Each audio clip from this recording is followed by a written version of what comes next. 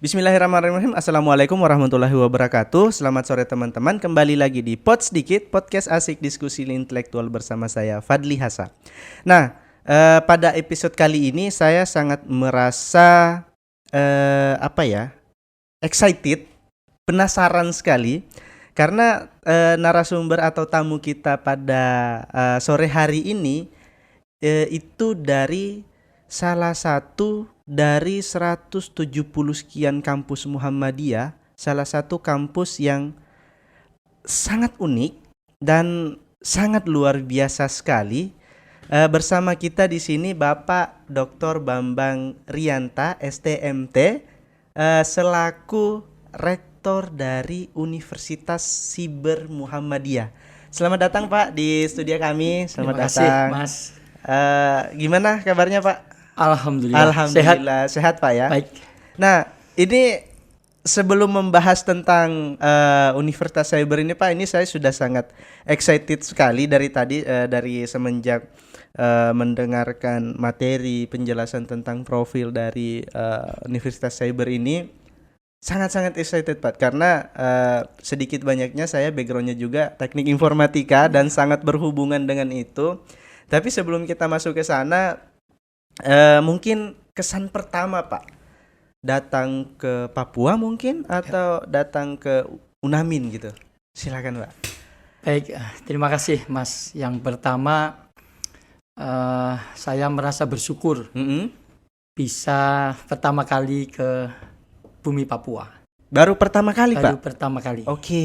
Kalau di tempat lain sudah, tapi di Papua baru pertama Baru kali. pertama ini. Nah, Dan saya melihat sesuatu yang luar biasa, indah. Khususnya dari aspek pure, kemurniannya. Oke. Hutannya, Alam Pak. alamnya, Iya, itu iya, luar iya. biasa. Jadi mungkin harus kita syukuri ya. Khususnya bagi teman-teman saudara-saudara kita di Papua. Nah, Tidak banyak itu ya yang memiliki Oke. kekayaan alam yang sedemikian indah. Baik. Dan infrastruktur sudah bagus juga. Sudah bagus ya Pak ya? Kemudian saya membuktikan bahwa dari aspek teknologi itu tidak berbeda. Jadi digital divided yang banyak disampaikan orang itu tidak sepenuhnya benar. Oke. Benar kalau kita baru jalan di hutan, iya.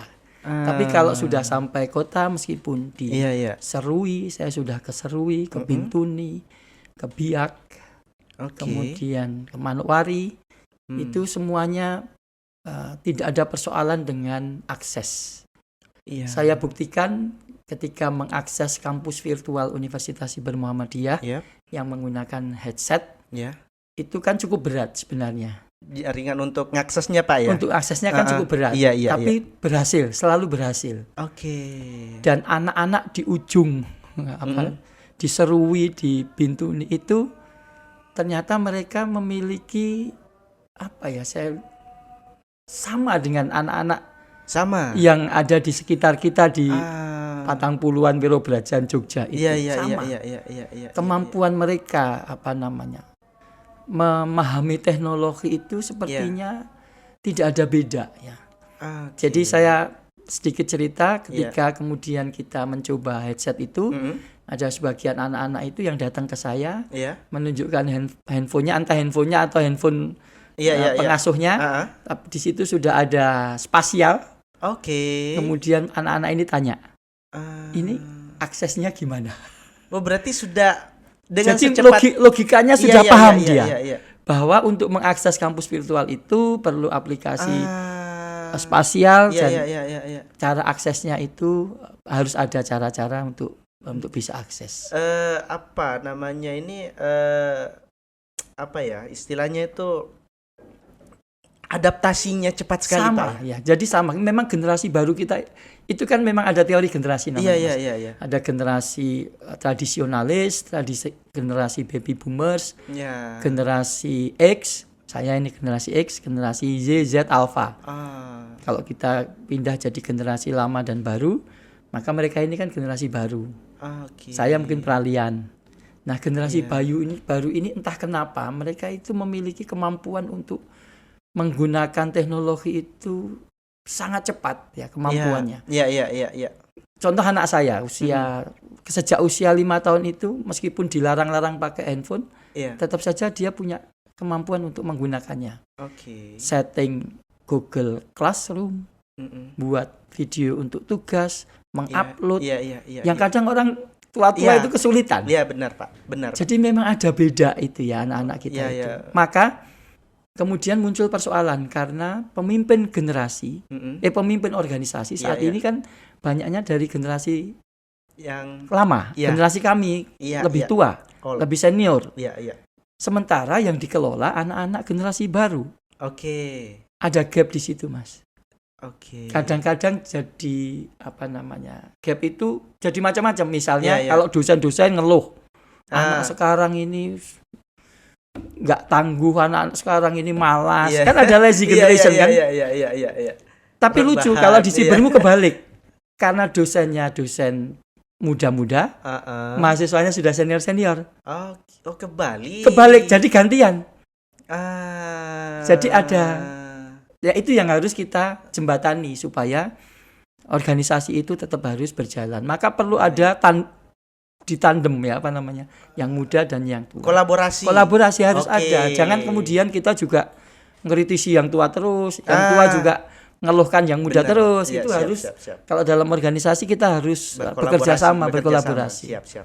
Itu kesannya. Maka saya ingin juga membuktikan bahwa kita bisa melihat yang tak terlihat, menjangkau yang tak terjangkau, dan melintas batas.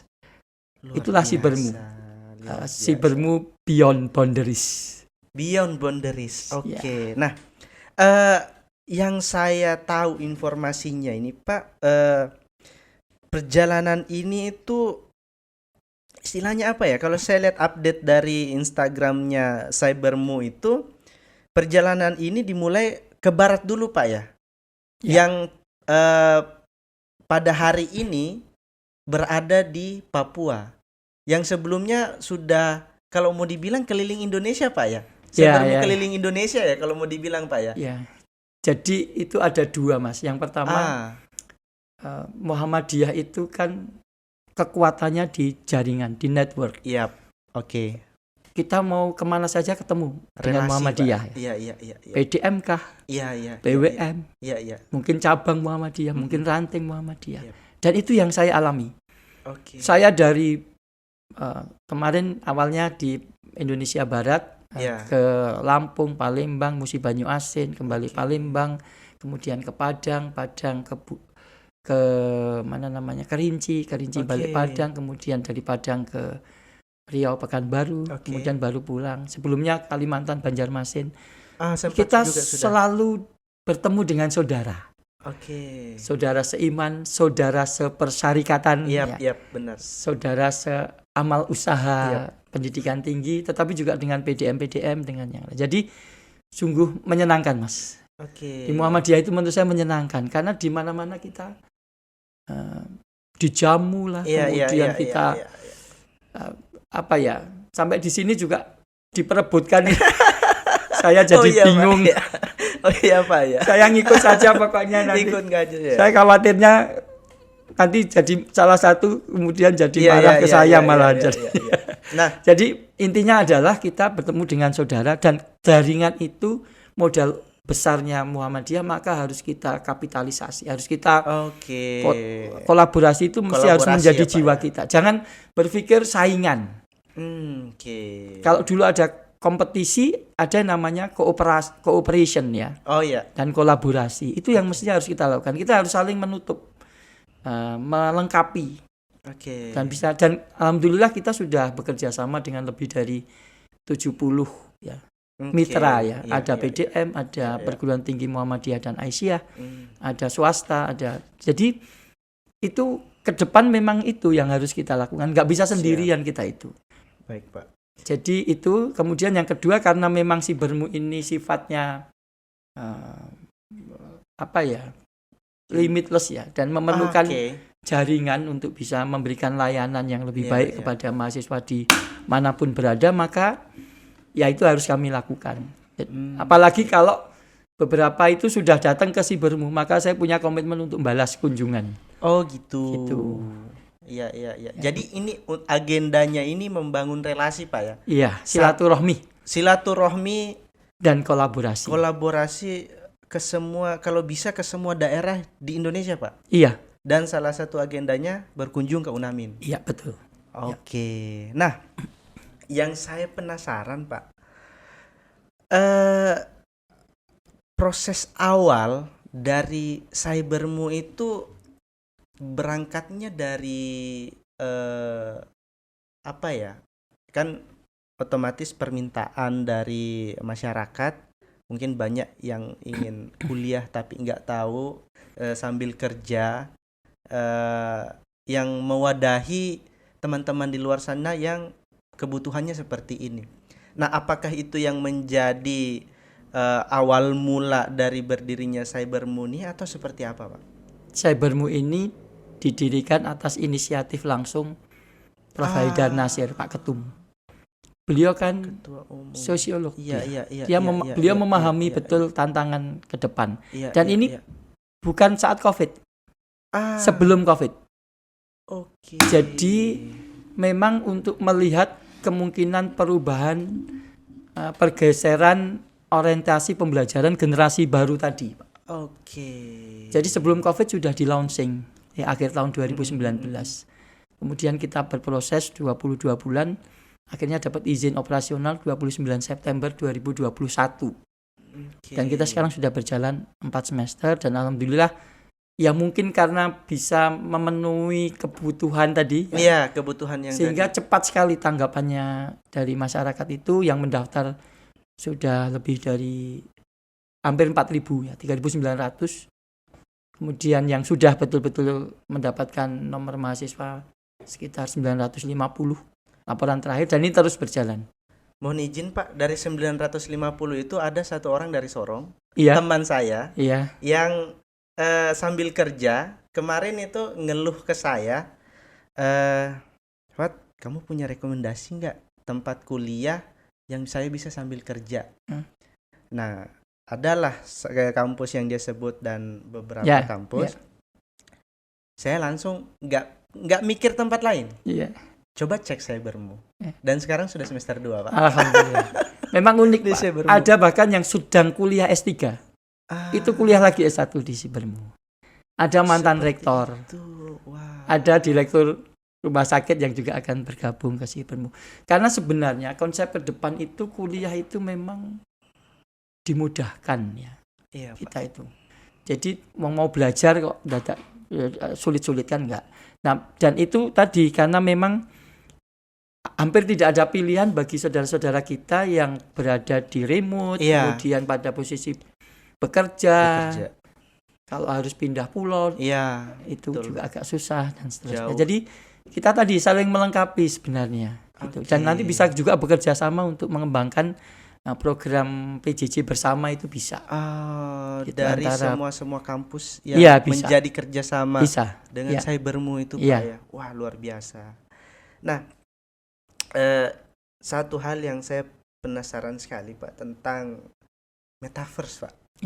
Yang diterapkan sama kampus Cybermu itu, dan alhamdulillah tadi sudah sempat coba pakai perangkat Oculusnya dan sangat luar biasa Pak. Nah, sebenarnya ini konsepnya seperti apa Pak ini tentang kampus metaverse ini? Jadi banyak setiap masyarakat hampir setiap ketemu itu selalu men-challenge ya, maksudnya meragukan pembelajaran jarak jauh. Pembelajaran jarak jauh itu tidak berkualitas. Nanti aspek afektifnya seperti apa, aspek psikomotornya seperti apa, itu kan? Nah, kami melihatnya sebenarnya ada peluang-peluang baru dengan teknologi baru itu untuk bisa memenuhi tadi, untuk bisa overcome ya, untuk bisa menjawab ya, kegelisahan itu. Gitu. Kita melihat itu. Ini kan sebenarnya teknologi baru ya. Iya Pak, benar. kita melihat bahwa immersive technology nama teknologinya ya. Okay. Metaverse nama populernya ya. Immersive technology yang terdiri dari virtual reality, augmented reality dan mixed reality ini bisa menjadi peluang bagi pembelajaran di masa depan. Khususnya untuk hal-hal yang sifatnya psikomotor. Ya. Gitu. Dan khususnya lagi untuk yang jarak jauh. Karena kalau jarak jauh kan mereka masih tetap memerlukan juga untuk apakah tatap muka dan seterusnya. Nah, ketika itu tetap tidak memungkinkan, maka kita bisa manfaatkan immersive teknologi itu untuk mensubstitusi ya, atau melengkapi lah paling tidak, sehingga bisa jadi efisien. Misalnya kalau keperawatan itu misalnya boneka untuk praktek mahal itu. Iya, praktek itu. Mahal itu, Mas. Bisa kadang miliar itu kalau nggak salah. Karena menurut Bu Rektor ya, Unisa itu begitu. Begitu beliau nyoba, wah ini bisa ini. Ke depan mungkin bisa pakai seperti ini. Misalnya seperti itu. Jadi pendekatan praktek lapangannya itu bisa langsung berinteraksi di dalam dunia virtual, Pak. Iya. Gitu. Jadi maka kami kemudian berinisiatif untuk membuat sebuah kampus yang itu ya virtual yang bisa orang mahasiswa dan dosen itu bisa beraktivitas di dalamnya. Mau kuliah, mau konsultasi, mau pinjam buku, mungkin mau beli makanan. Nah, misalnya nanti kerjasama misalnya dengan menyebut merek ini ya tapi. Online food lah. Online food. Istilahnya misalnya seperti itu. Artinya gini, intinya gini. Teknologi itu saya kalau boleh usul, jangan jadikan sebagai ancaman. Iya, setuju, Pak. Tapi jadikan itu sebagai peluang. Setuju. Kalau kita sudah nutup diri karena itu dianggap sebagai ancaman, maka pasti kita tidak akan pernah bisa memanfaatkannya. Benar. Tapi kalau menjadi peluang, mungkin ada kesulitan-kesulitan, kita akan terus berusaha untuk memanfaatkannya. Dan insya Allah semakin lama memang akan semakin mudah ya teknologi itu. Ya, gitu kira-kira. Jadi, iya Pak, maksudnya dan apalagi kan teknologi ini kita udah nggak bisa menghindari lagi Pak ya. Setiap hari kita berhubungan terus dengan teknologi ini. Betul. Mulai dari buka mata sampai tutup mata kita selalu berhubungan dengan ini. Kalau misalnya kita tidak manfaatkan dengan baik, ya nanti ya kalau mau dibilang ketinggalan zaman ya sudah pasti. Yang sederhana contohnya handphone lah. Nah, iya. Dulu kita mau pakai mungkin masih baca manual book. Iya. Sekarang masih ada nggak ya orang pakai handphone pakai manual book? Enggak. Sama sebenarnya. Otomatis kayak. Dan kalau ketinggalan handphone, lebih mending kita puasa nggak makan daripada nggak ketinggalan handphone. Kalau mahasiswa lebih mending nggak makan daripada nggak punya pulsa. Iya, benar Pak. Itu real ya itu. Iya. Nah kadang tapi karena tadi sudah khawatir dengan sesuatu yang mungkin tidak dipahami, maka kemudian dihindari. Itu kasus-kasusnya saya amati banyak pada saat COVID kemarin. Jadi kampus-kampus mengkampanyekan untuk terus datang tatap muka gitu ya. Tapi tidak malah memanfaatkan waktu itu untuk membangun kapabilitas kampus di dalam menghadapi tantangan atau peluang teknologi di masa yang akan datang. Coba waktu 3 tahun itu waktu yang cukup sebenarnya. Misalnya dosen membiasakan diri menggunakan learning management system. Kemudian kampus-kampus juga podcast ini kan juga sebenarnya berkah salah satu dari COVID kan. Dulu mana ada yang begini. Benar. Nah, jadi ambil manfaatnya, insya Allah kita akan survive. Baik, luar biasa. Mohon izin Pak, ini saya minta konfirmasi langsung Pak. Cybermu itu kampus metaverse pertama di Indonesia Pak? Kalau yang membuat spot-spot kampus bisa, tapi kalau full kampus virtual sepertinya kita mungkin yang pertama di Indonesia. Bahkan sepertinya saya belum pernah dengar di dunia juga ada, kampus metaverse. Iya, saya juga kampus metaverse. Kalau sekolah metaverse ada, tapi itu sekolah buatnya bukan. Kalau kami kan memang secara arsitektural itu semua disiapkan, infrastruktur ibaratnya satu kampus ya. Satu Ya satu kampus. Satu kampus ya. Dengan semua infrastruktur yang Master ada plan itu, ya. ada semuanya di dalam virtual metaverse itu. Iya. Pertama, Bahwa optimalisasi aktivitas di dalamnya terus Iya. kita kembangkan. Tapi sudah mulai bisa. luar Misalnya biasa. tadi pinjam buku. Iya dan iya seterusnya. iya. Keren.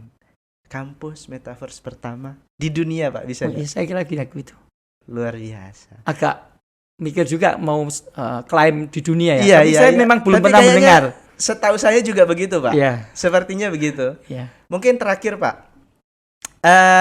Terkait tentang Unamin ini. Ya. Satu kata yang mewakili kampus Unamin, Pak. Dari Bapak. Satu kata. Satu kata mewakili kampus Unamin. Boleh nggak 3 kata? Boleh, Pak, 3. Oke. Muda, Muda, potensial. potensial. Ya udah, muda, potensial, maju. Muda, potensial, maju. Ya. Baik. Terima kasih teman-teman. Itulah tadi obrolan kita bersama Bapak Dr. Bambang Rianta, STMT, selaku Bapak Rektor dari Universitas Cyber Muhammadiyah, yang kalau setahu saya memang satu-satunya kampus metaverse di dunia. Itulah tadi. Terima kasih teman-teman sudah nonton episode kali ini. Semoga teman-teman bisa menambah motivasi. Saya terima kasih banyak, Pak, sudah datang Sama-sama, ke terima tempat kasih. kami. Saya juga terima kasih dapat kesempatan untuk Siapa? Jangan kamu menyapa. datang ke Unamin, Pak. Oke. Insyaallah. Baik teman-teman, terima kasih.